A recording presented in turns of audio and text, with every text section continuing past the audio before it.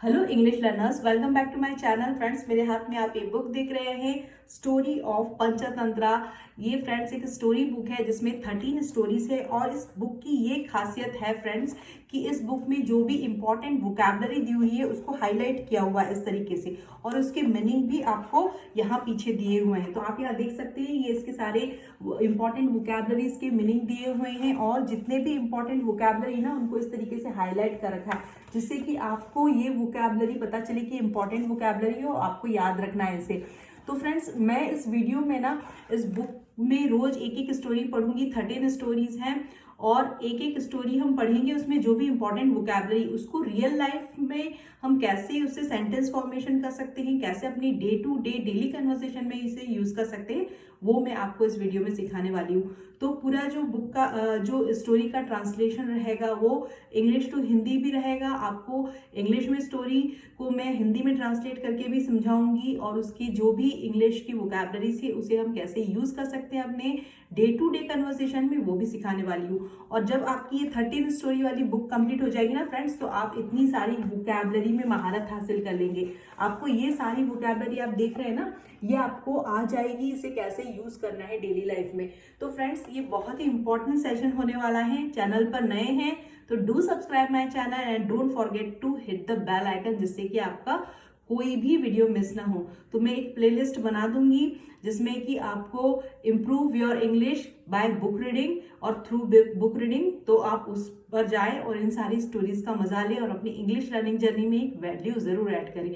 So friends, without any further do let's dive into the session. चलिए session start करते हैं और इसके पूरे एक एक वर्ड की मीनिंग को और इम्पॉर्टेंट वोकैबलरी को कैसे अपनी डे टू डे कन्वर्सेशन में यूज करना है वो सीखते हैं। So friends, let's get into the video. चलिए फ्रेंड्स, स्टोरी स्टार्ट करते हैं। The foolish monkey. फुलिश का मतलब होता है मूर्ख, मंकी बंदरिया। तो एक मूर्ख बंदरिया की कहानी है। Once upon a time there was a king who had a monkey for a pet. Pet का मतलब होता है पालतू। तो वंस अपॉन अ टाइम मतलब एक समय की बात है। देयर वॉज अ किंग, एक राजा था, who had a monkey for a pet, जिसके पास में एक बंदरिया थी, एक पालतू बंदरिया थी। तो हेड यहाँ पर आपके पोजीशन के लिए आया है, उसके पास में थी। क्या थी उसके पास में? एक पालतू बंदरिया थी। The king was very happy with the monkey as she served him to the best of her ability. वो जो राजा था वो उस बंदरिया से हम बहुत ही खुश था, क्योंकि वो बंदरिया जो भी उसके पास में अच्छा कुछ होता था ना, वो उसे राजा को हमेशा खुश रखती थी, उसे तरह तरह के करतब दिखाती थी, उसके साथ में हमेशा उसको कैसे राजा को खुश करा जाए वो हमेशा राजा को वो करने की कोशिश करती, खुश करने की कोशिश करती थी। इसीलिए यहाँ पे लिखा है शी सर्व्ड हिम। हिम यहाँ पर राजा की बात कही गई है, शी यहाँ पर बंदरिया की बात की गई है। और she served him to the best of her ability. उसके पास में जो भी गुण थे अच्छे अच्छे बंदरिया के पास में, वो राजा को हमेशा प्रसन्न करने की कोशिश करती थी। तो इसीलिए everyone in the kingdom knew that, हर कोई, एवरीवन मतलब प्रत्येक, हर कोई, इन द किंगडम, किंगडम मतलब राज्य, न्यू मतलब होता है जानता था। नो की सेकेंड फॉर्म है नो, न्यू, नॉन, क्योंकि सेकेंड फॉर्म आई है क्योंकि पास्ट में एक्शन हुआ है। तो everyone in the kingdom knew that, जानता था, she was the Kings favourite, वो जो बंदरिया है वो राजा की फेवरेट है, सबसे ज़्यादा पसंद करता है राजा उसे। एंड दैट, इसलिए, शी इंजॉयड, वो हर चीज़ को क्या इंजॉय करती थी? Unlimited freedom in the palace. Unlimited freedom in the palace का मतलब होता है वो हर कहीं भी, पैलेस मतलब पूरे राज्य में, पूरे महल में, वो कहीं पे भी इधर उधर जा सकती थी, उसे पूरी छूट थी। फ्रीडम मतलब इधर उधर घूमने की पूरी छूट थी उस बंदरिया को। तो इसीलिए she enjoyed unlimited freedom in the palace, वो पैलेस में हर कहीं पे भी इधर उधर मजे से घूमती रहती थी, इंजॉय करती थी पैलेस को। Hence, no one, not even little children, ever teased her or even thought of it. तो इसलिए वो राजा की चूंकि बहुत फेवरेट थी, राजा बहुत उसे पसंद करता था, तो कोई छोटा बच्चा भी, even not even little child और लिटिल चिल्ड्रन, एवर टीज्ड हर। टीज्ड का मतलब होता है परेशान करना। तो उसे कोई छोटा बच्चा भी उसे परेशान नहीं कर पाता था, और न ही वो उस बारे में सोच सकता था उसे परेशान करने के बारे में। तो थॉट जो है सेकंड फॉर्म आया है थिंक का। तो ना ही उसे कोई बच्चा परेशान कर सकता था और ना ही उसे कोई इस बारे में सोच सकता था उसे परेशान करने के बारे में। तो it was a hot summer afternoon, एक हॉट समर आफ्टरनून मतलब एक दोपहर, गर्मियों की दोपहर में का समय था। The king had just finished his lunch, और किंग ने अभी अभी अपना ही, राजा ने जो है लंच खाया था, दोपहर का भोजन खाया था। एंड वॉज रेस्टिंग, और वो आराम कर रहा था। The monkey sat next to the king's bed, और जो मंकी थी, वो बंदरिया थी, वो जो है राजा के बेड के बगल में। अब देखिए यहाँ पर राजा आराम कर रहा है और उसके बगल में ही बंदरिया पंखा झल रही है। तो नेक्स्ट टू मतलब उसके बगल में। तो the king had just finish his lunch and was resting, the monkey sat next to the king's bed, और जो बंदरिया थी वो राजा के बेड के पास में बैठी हुई थी। Fanning him vigorously, fanning him vigorously मतलब कंटिन्यूसली फास्ट। तो विगरसली हमें ये जो है वोकैबलरी सीखनी है। तो फैनिंग हिम विगरसली मतलब जोर जोर से पंखा झल रही थी। तो विगरसली को हम कैसे अपनी day to day life conversation में यूज करेंगे फ्रेंड्स? तो विगरसली का मतलब होता है with a lot of energy और फोर्स, यानी जोर जोर से, जोश के साथ में। तो जैसे कि हम सेंटेंस बना सकते हैं, उसने मेरा हाथ जोर से मिलाया। तो ही शुक माई हैंड विगरसली, मतलब इसका मतलब ये निकलेगा इस सेंटेंस का मतलब कि ही greeted me with great energy and enthusiasm. उसने जो मेरा हाथ, जब उसने मेरा हैंडशेक किया तो उसने एक एनर्जी के साथ में जोर से मेरा हाथ मिलाया। तो ही शुक माई हैंड विगरसली।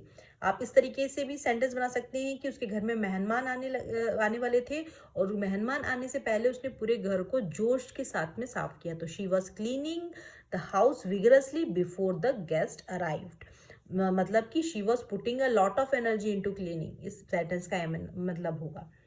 या फिर जैसे कोई स्टूडेंट्स है, वो बहुत ज़्यादा जोर जोर से एग्री कर रहे हैं किसी बात के लिए, सहमति दे रहे हैं, तो जोर जोर से अपना सिर लाके एग्रीमेंट कर रहे हैं। तो the students nodded vigorously in the agreement, मतलब नोडेड मतलब होता है सिर को हिलाना, और विगरसली मतलब जोर जोर से हिलाना। तो the students nodded vigorously in the agreement. तो इसका पूरा इस सेंटेंस का मीनिंग होगा they strongly agreed with the energy and the enthusiasm, तो और एक्साइटमेंट।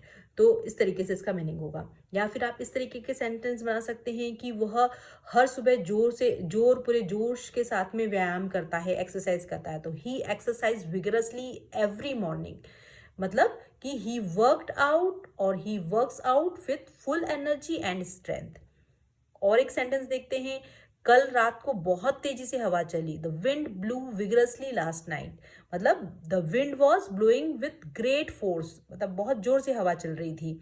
या फिर हम इस तरीके से बना सकते हैं, जैसे रोज की लाइफ में आप देखते हैं कि कोई बच्चा है जोर जोर से खिलौने को हिला रहा है, तो आप इस तरीके से कह सकते हैं the child was vigorously shaking the toys, मतलब the child was moving the toy with forcefully वो टॉयज को हिला रहा है, विगरसली हिला रहा है। तो या फिर जैसे कि अपना हाथ को हम गरम करने के लिए जोर जोर से रगड़ते हैं, तो ये भी एक तरीके से एक्शन है कि उसने अपने हाथों को गर्म रखने के लिए जोर जोर से रगड़ा। तो he rubbed his hand vigorously to keep them warm, तो मतलब कि he used energy to generate warmth. तो विगरसली मतलब तेजी से, जोश के साथ में, इसे कहते हैं विगरसली। तो ये वोकैबलरी आई थिंक आप बिल्कुल नहीं भूलेंगे। इससे मैंने बहुत सारे सेंटेंस आपको सिखाए हैं। आफ्टर अ फ्यू मिनट्स, कुछ मिनट के बाद में, she saw a fly sitting on the king's chest, उसने देखा कि किंग के छाती पर एक मक्खी बैठी हुई है। ये देखिए यहाँ पर उसने देखा कि किंग की छाती पर एक मक्खी आकर बैठ रही है बार बार। तो अब देखिए यहाँ पर इंटरेस्टिंग कैसी होती है story. After a few minutes, उसने कुछ समय बाद देखा, शी सॉ, सी की सेकंड फॉर्म है सॉ, सी सॉ सीन, तो सेकंड फॉर्म आई है क्योंकि पास्ट का एक्शन है। तो अ फ्लाई मतलब मक्खी, sitting on the king's chest, राजा की छाती के ऊपर एक मक्खी बैठी।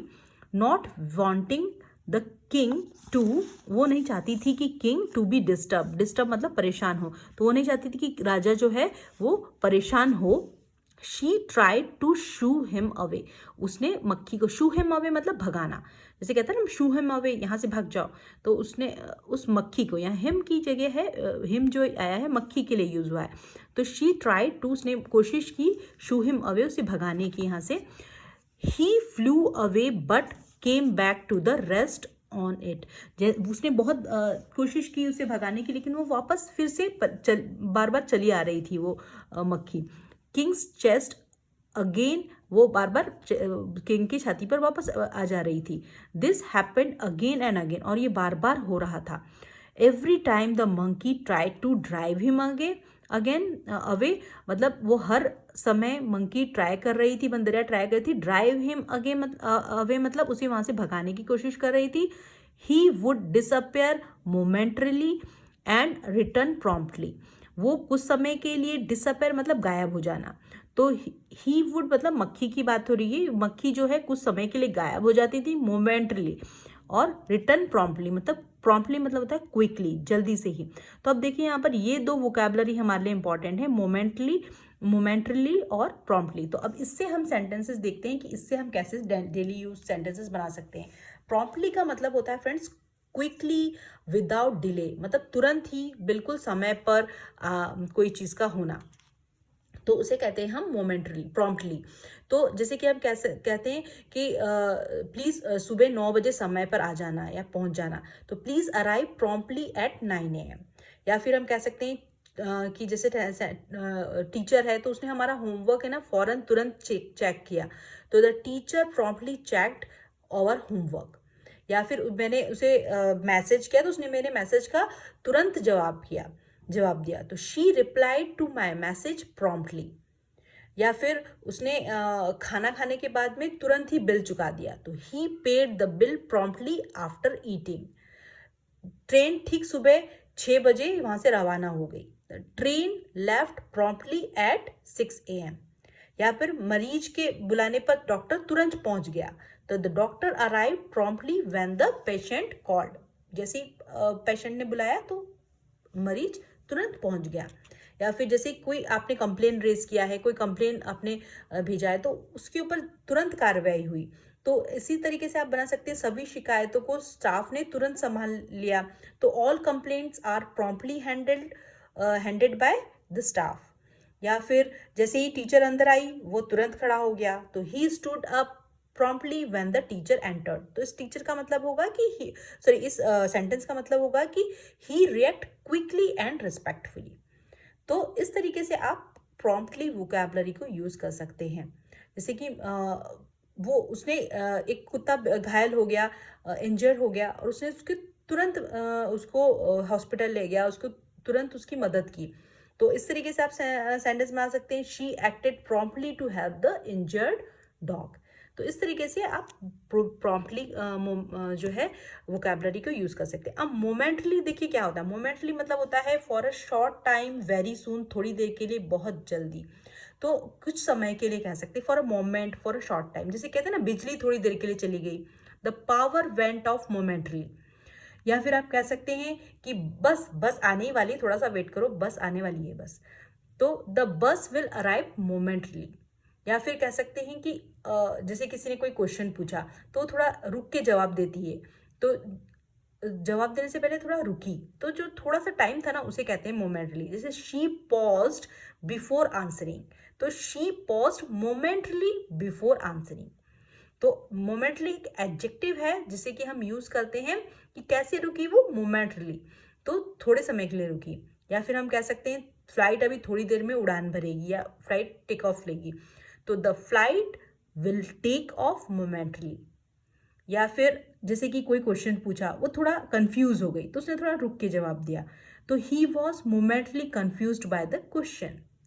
या फिर बारिश थोड़ी देर के लिए रुकी लेकिन फिर से शुरू हो गई, the rain stopped momentarily but started again, फिर से शुरू हो गई। तो मोमेंटली को हम इस तरीके से यूज कर सकते हैं अपनी डे टू डे कन्वर्सेशन में।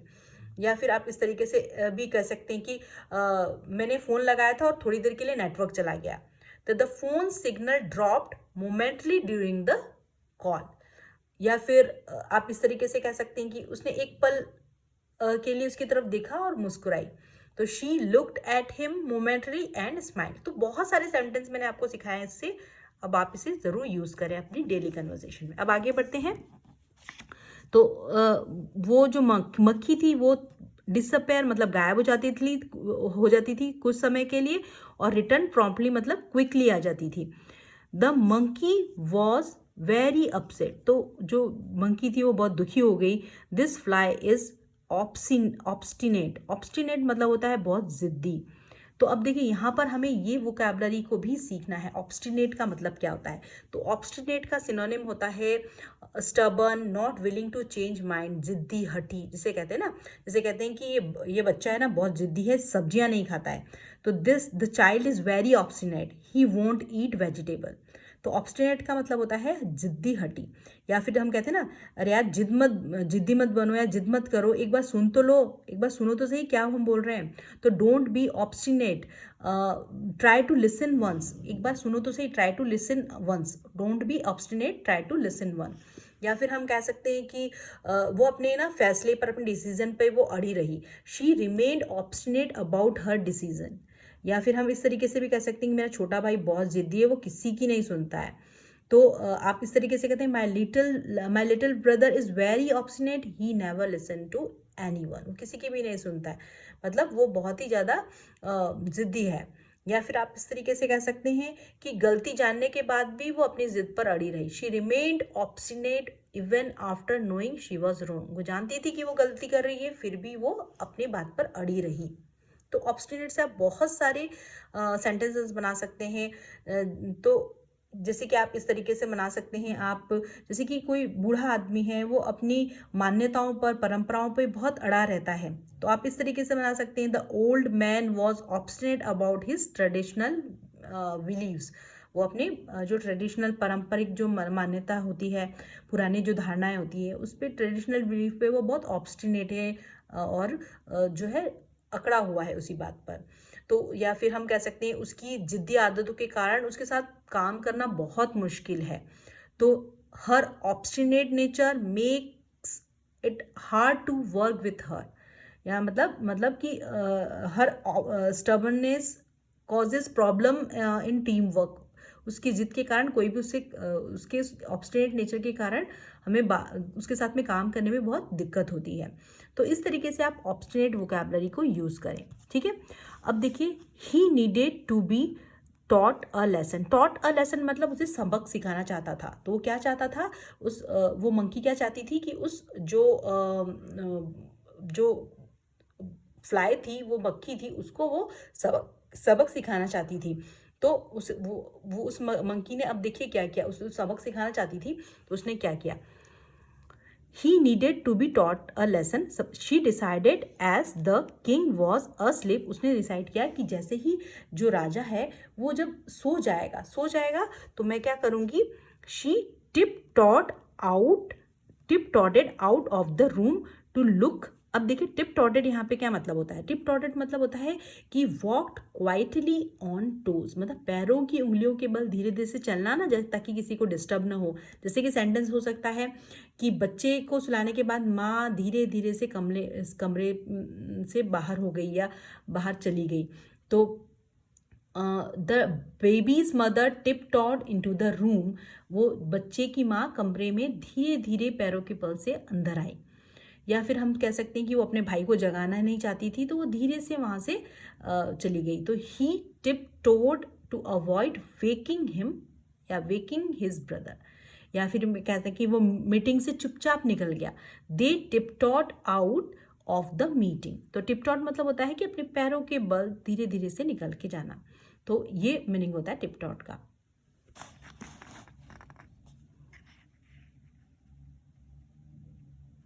तो यहाँ पर देखिए, व्हेन किंग वॉज अस्लीप, जब अस्लीप मतलब जब सो गया, राजा सोया हुआ था. She tiptoed out of the room to look for a dagger. Dagger मतलब फ्रेंड्स होता है ये जो होता है ना नुकीला सा, जिसे कहते हैं खंजर. वो लुक फॉर मतलब सर्च फॉर, ढूंढने के लिए चली गई. किस चीज़ के लिए? धीरे धीरे से अपने पैरों के बल गई और खंजर लेकर आई वो. When she return she found. उसने ये फाउंड मतलब फाइंड का सेकेंड फॉर्म है, फाइंड, फाउंड. तो सेकेंड उसने क्या पाया, the king waving away the fly in his sleep. वो जब वहाँ पहुंची तो उसने देखा कि किंग अपने हाथ से ना ऐसे मक्खी को भगा रहा है. वेविंग अप मतलब ऐसे ऐसे हाथ हिला रहा है, नींद में ही हाथ हिला रहा है मक्खी को भगाने के लिए. तो उसे लगा अरे बहुत परेशान करिए मक्खी तो मेरे राजा को. But he kept coming back to sit on the king state. लेकिन वो कैप्ट मतलब कीप का सेकेंड फॉर्म है कैप्ट, लेकिन वो बार बार कैप्ट कमिंग, बार बार वो आ जाती थी, राजा की छाती के ऊपर बैठ जाती थी। King state. The monkey pulled out the dagger, monkey ने क्या किया, वो खंजर को निकाला, pulled out the dagger and brought it down as forcefully as she could on the fly. और उसने बॉट इट मतलब ब्रिंग का सेकेंड फॉर्म है, ब्रिंग बॉट बॉट, तो ब्रिंग का लाना, और बॉट इट डाउन मतलब उसे तेजी से, फोर्सफुली मतलब तेजी से उसे नीचे लाई, जितना वो जोर से फ्लाई को, मक्खी को मार सकती थी, जोर से वो लाई। तो वो मक्खी तो उड़ गई, राजा उड़ गई और राजा मर गया बेचारा। तो फ्लाई एस्केप्ड, एस्केप मतलब वहाँ से बच के निकल जाना। तो the fly escaped but the king died as a result of the blow he received. उसने जो प्रहार, जो मंकी का, जो बंदरिया का प्रहार के कारण ही रिसीव्ड मतलब उसने जो प्रहार सहा, उस कारण से राजा मर गया। तो फ्रेंड्स, वो चाहती थी राजा की हेल्प करना, लेकिन उसका ये फुलिश एक्ट, मूर्खतापूर्ण काम जो था, वो उस राजा की डेथ का कारण बना। अब देखिए यहाँ पे मोरल लिखा हुआ है, क्या सीख मिली, बीइंग हेल्पफुल इज गुड। मतलब आपको किसी की मदद करना है वो अच्छी बात है, बट वन मस्ट थिंक, एक चीज़ आपको ज़रूर सोचना चाहिए, one must think well before acting. जो भी काम आपको करना है उसको करने से पहले आपको सोचना चाहिए कि हमें ये काम जो कर रहे हैं इसका रिजल्ट क्या होगा। एक्टिंग मतलब कोई भी काम को करने से पहले आपको सोचना चाहिए। तो being helpful is good but one must think well before acting. हमें एक बार बहुत अच्छे तरीके से, वेल बिफोर एक्टिंग मतलब अच्छे तरीके से अपने काम को करने से पहले सोच लेना चाहिए कि हम क्या करने जा रहे हैं। तो हेल्प करना चाहती थी लेकिन राजा को मार दिया। ये पूरी कहानी है। सो फ्रेंड्स, जो कुछ भी आपने इस स्टोरी से सीखा है फ्रेंड्स, उसे सिर्फ सीखना ही नहीं है, अपनी डेली कन्वर्सेशन में उसे यूज़ भी करना है। उन वोकैबलरीज को हमें ज़ोर ज़ोर से बोलना है, जिससे कि वोकैबलरी ना आपके टंग में चढ़ जाए, आपके माउथ मसल्स को एनहांस करे, जब आप बोलें तो ज़्यादा नेचुरल साउंड करें। तो इन सारे सेंटेंसेस को एक छोटी सी डायरी में आप नोट करो और उसे बोलने की प्रैक्टिस करो। तो देखना फ्रेंड्स, जब ये 13 जो आपके स्टोरीज कंप्लीट हो जाएंगे ना, तो आपको कितना अच्छा लगेगा, आप कितनी सारी इंग्लिश सीख चुके हैं। तो धीरे धीरे एक एक स्टेप हमें आगे लेना है और इस तरीके से अपनी इंग्लिश लर्निंग जर्नी में एक वैल्यू ऐड करना है। तो चैनल पर नए हैं और वीडियो अच्छी लगी है तो ज़रूर चैनल को सब्सक्राइब करें और ज़्यादा से ज़्यादा अपने फ्रेंड्स और फैमिलीज के साथ में इसे शेयर ज़रूर करें, जिससे कि इस तरीके के लेसन्स वो भी सीख पाएँ, अपनी इंग्लिश लर्निंग जर्नी में वो भी एक वैल्यू ऐड कर पाएँ। तो मैं मिलती हूँ आपको नेक्स्ट वीडियो में नए इंग्लिश लेसन्स के साथ में। Till then keep learning, keep watching, keep growing. Thanks for watching my videos and don't forget to hit the bell icon and do subscribe my channel. Thanks for watching my videos.